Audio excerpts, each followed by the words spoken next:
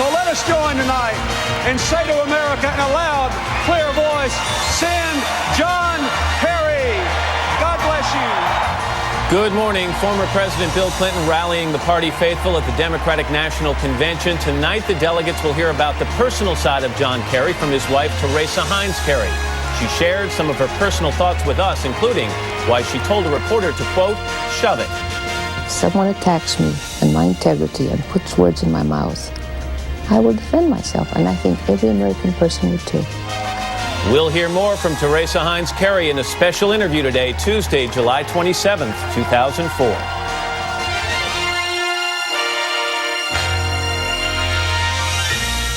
From NBC News, this is a special edition of Today with Katie Couric and Matt Lauer. And good morning. Welcome to a special split edition of Today on a Tuesday morning. I'm Matt Lauer here in New York. Hi, Matt. I'm Katie Couric at the Flint Center here in Boston, where former President Clinton was greeted with thunderous applause last night as he found himself back in his favorite place, the spotlight. Some might say it's a pretty hard act to follow, but John Kerry's wife, Teresa Heinz Kerry, will take to the podium tonight. In just a few minutes, we'll hear from her about what she plans to say about herself and her husband and whether she has any regrets for lashing out at that newspaper editorial writer. And speaking of controversy, we'll hear from Ron Reagan, son of a Republican icon, about why he's speaking at the Democratic convention tonight. Then switching gears just a bit, we're going to go to bat with Ben Affleck. Of course, he is one of Boston's favorite sons. So he gave me a tour of some of his favorite Beantown haunts, including little batting practice at Fenway. That was a good swing, though. I don't know why they used me not making a hit, Matt, because I made several. They didn't have a lot to work with, apparently. And what was with the Kansas City hat on there? Well, I decided to be Switzerland in the Yankees-Red Sox battle in Kansas City. KC, get it? Got that part, yeah. All right, Katie, thanks very much. Also ahead, the latest on the search for that missing Salt Lake City woman, Lori Hacking. Police with search dogs have been combing a landfill overnight. We'll get the latest on that, and one of her friends will tell us about some unusual behavior that she saw from Lori just days before her disappearance. And caught on videotape, this is video that will shock and infuriate a lot of parents. A 3-year-old boy playing with a handgun while his parents took target practice and drank beer. Disturbing images. We're going to tell you all about that a little later on. Katie? But first, former President Bill Clinton's rousing speech here in Boston last night. NBC's Campbell Brown has more. Campbell, good morning. Good morning, Katie. As you mentioned, as part of the lineup here tonight, Teresa Heinz Kerry, Senator Ted Kennedy, the keynote speaker, Barack Obama. But the real question is, can they capture the same kind of enthusiasm Bill Clinton did here last night? Thank you very much. From the moment he took the stage Calm down. to a thunderous standing ovation, the headliner, Bill Clinton, had the crowd in his hand, selling them on John Kerry. This state, who gave us in other times of challenge, John Adams and John Kennedy, has given us John Kerry. A good man, a great senator, a visionary leader. Clinton's best line of the night, a sharp rebuke to Republican attacks that Kerry will be weaker than President Bush on national security. Strength and wisdom are not opposing values. He avoided attacking President Bush by name, but went after his handling of the economy, denouncing tax cuts at a time the country is fighting a costly war to protect the homeland. Therefore, we Democrats will bring to the American people this year a positive campaign, arguing not who's a good or a bad person, but what is the best way to build a safe and prosperous world our children deserve. He was introduced by his wife, Senator Hillary Clinton, who got the second largest ovation and gave an urgency to the issue that dominated the night.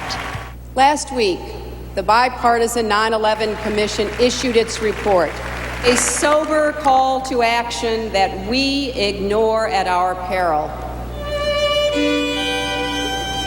The energy infused by the Clintons was preceded by a solemn remembrance for the victims of September 11th. The strongest anti-war rhetoric from former President Jimmy Carter. The United States has alienated its allies, dismayed its friends, and inadvertently gratified its enemies by proclaiming a confused and disturbing strategy of preemptive war.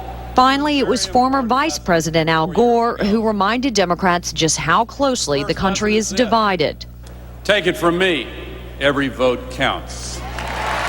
He challenged Republicans to revisit promises made in the 2000 election. It is in that spirit that I sincerely ask those watching at home tonight who supported President Bush 4 years ago, did you really get what you expected from the candidate you voted for? Is our country more united today or more divided? And along with Kerry's family and top Democrats, again, as you mentioned, speaking tonight, Ron Reagan, son of former President Reagan, on the controversial issue of stem cells. And Reagan tonight is expected to criticize President Bush for limiting research, touting John Kerry's support. Katie? All right, Campbell Brown, thanks so much. Now let's get the rest of the morning's top stories from early today's Natalie Morales, who's been filling in while Anne's on assignment. Natalie, good morning. Good morning again to you, Katie, and good morning, everyone. New developments in the search for Lori Hacking, the missing pregnant jogger in Utah. They include an overnight search at a Salt Lake City landfill. NBC's Michael Oku's in Salt Lake City this morning with more. Good morning to you, Michael. Good morning to you, Natalie. Police say that they were following up on a lead when they brought emergency lights and cadaver dogs into that landfill to follow up on a specific lead and to look for evidence. Although police would not say specifically what the lead was. It's the second time they've searched that landfill, but the first time at night. They say the dogs work better at night. No word what, if anything, they found. Meantime, co-workers say Lori Hacking got an upsetting phone call on the last day she was at work and started to cry. She'd been arranging housing at a North Carolina medical school where her husband told her he'd been enrolled. Co-workers believe that call came from the school to tell her her husband, Mark Hacking, was not enrolled there. Natalie? Michael Oku in Salt Lake City. Thank you, Michael. And we will have much more on this in just a few minutes. Well, today, the National Transportation Safety Board opens hearings on whether to require cameras in airplane cockpits. They could help investigators determine the cause of crashes. A teenage boy in Massachusetts won a landmark legal battle Monday by getting a divorce from his father. 14-year-old Patrick Holland's father is serving life in prison for killing the boy's mother 6 years ago. A computer virus disrupted Google and other search engines on Monday. A variant of the My Doom virus hit just as Google was announcing plans to sell about 25 million shares at up to $135 each when the company goes public as early as next month.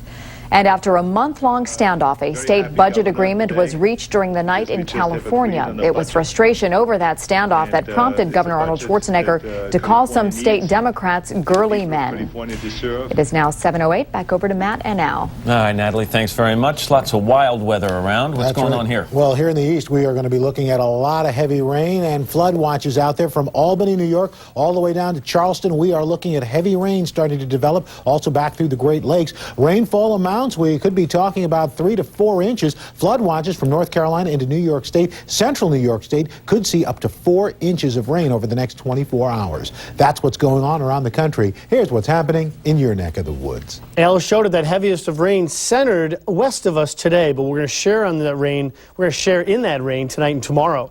Here's a look at Storm Tracker 30, just light sprinkles around right now. And some of this is not reaching the ground, but the clouds are on the increase and they're lowering and thickening. Well, there is also a few breaks of morning sun. But today, considerable clouds with sprinkles late in the 5-day forecast. Rain tonight, rain tomorrow, heavy at times. A few showers left over Thursday, better Friday. Live pictures from New London. What a gorgeous shot there. That's your latest weather. Katie? All right, Al, thanks so much. On Close Up this morning, day one of the Democratic National Convention. Tim Russert is NBC's Washington bureau chief and moderator of Meet the Press and is working 24/7 here in Boston. Hi, Tim. Hi, Katie. All right, so overall, what was the tone last night and how effective were the speeches? It was set by Bill Clinton, and what he basically said, Katie, is let's go back to those good old days. Remember my administration? We can have it again. A strong economy, job growth, peace around the world. It was not personal and least. It was like old-fashioned political oratory. My opponent's a good, strong man, but he's wrong about every issue. He set out to define John Kerry's strength, and he focused a lot on Kerry's service to his country, which could have been kind of placed Bill Clinton in a difficult spot. Let's take a look at what he said, and then we'll talk some more. During the Vietnam War, many young men, including the current president, the vice president, and me, could have gone to Vietnam and didn't. John Kerry came from a privileged background. He could have avoided going too, but instead, he said, "Send me." Pointing out that he didn't serve, Tim. Was that a difficult thing, and was that risky?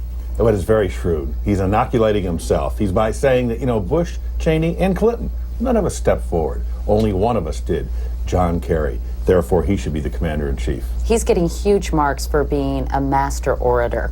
This was sort of quintessential Bill Clinton in front of a huge crowd, his own political party, and that's where he does the best job.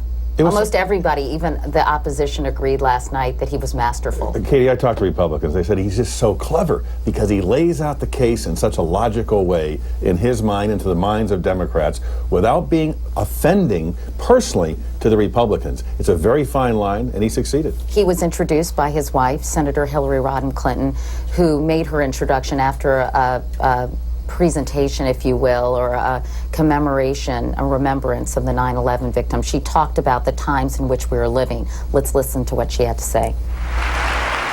We meet at a moment of great peril, but also of great promise for the country we love. Together we can, once again, widen the circle of opportunity for all Americans. We can, once again, transcend our differences and divisions. We can, once again, give our children a safer and more secure future. That is the promise of America, and John Kerry will renew and keep that promise to this generation and generations to come. How important, Tim, are specifics here? The latest Washington Post poll says that John Kerry has been losing ground to President Bush on virtually every issue in the past month, and 54% say they know hardly anything about Kerry's position on specific issues. So when he addresses this crowd on Thursday, people are waiting to hear what he will do specifically about the economy, about Iraq, about terrorism. Absolutely, Katie. You heard Senator Clinton. Grave peril, security, safety. People are extremely anxious about the war on terror, about Iraq, and the economy. And they're saying to John Kerry, okay, you're not the un-Bush, but what are you? What specifically would you want us to do? We may be prepared to replace George Bush, but what are we getting? He must lay that out on Thursday. Because the speakers were really predominantly talking about what was lacking in the Bush administration, including President Jimmy Carter. And while speaking of military duty, he took a backhanded swipe at President Bush. Let's listen. Today, our Democratic Party is led by another former naval officer, one who volunteered for military service. He showed up when assigned to duty.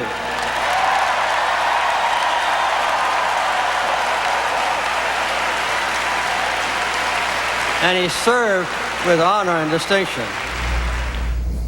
The edict of no Bush bashing. Did that really happen? It was one small exception, but Jimmy Carter, former naval officer, in a very monotone presentation, got away with it.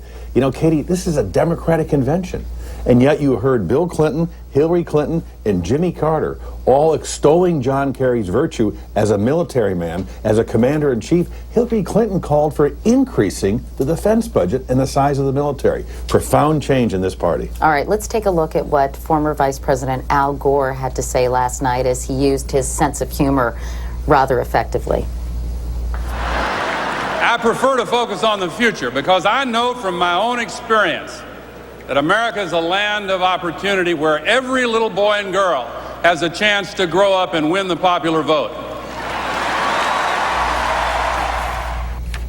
What did you make of his speech, Tim? Modulated, disarming. You could almost feel his sense of hurt, if you would. It was his second draft, Katie. The first one was ripped up. He wanted to give a barn burner. He said, I'm entitled to give a negative speech at this convention. They said, no, you cannot do it. He said, I'm a team player. And I thought the Gore we saw last night was very similar to the one who conceded in the 2000 election and not the one we had seen on the campaign trail the last few months giving it hell. All right, Tim, if you could stand by for a moment, because on Monday I sat down with a woman who could become America's next First Lady, Teresa Heinz Kerry. I asked her about her controversial comment to a newspaper editorial writer and what she hopes to get across to the country in her speech to the Democratic Convention tonight. I basically will speak in the same way that I normally speak, which is about the meaning of a lot of traits and aspects and beliefs and values of America as seen by someone who came here without them, without having had them, and how I value freedom and how I value the right to speak, the right to vote, the right to participate in the governance of this country. But that, like any relationship, a democracy needs to be nurtured and cherished, or it doesn't stay very well. Everything you do and say is recorded for posterity, as you know, and can be used against you. Sure. Case in point, on Sunday, you had a dispute. This has gotten some attention today, as you well know, with an editorial page editor of the Pittsburgh Tribune-Review. And it ended with you saying to him, "Shove it." Understandable. You said something I didn't say. Now shove it. Do you regret saying that? No, I don't. And I think that I say what I believe. I'm plain spoken. I really want him to back off. Back off.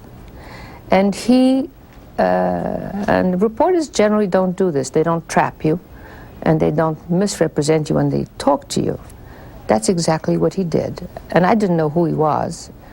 And I heard him say two words that was not what I had said. And I saw the potential of a misrepresentation.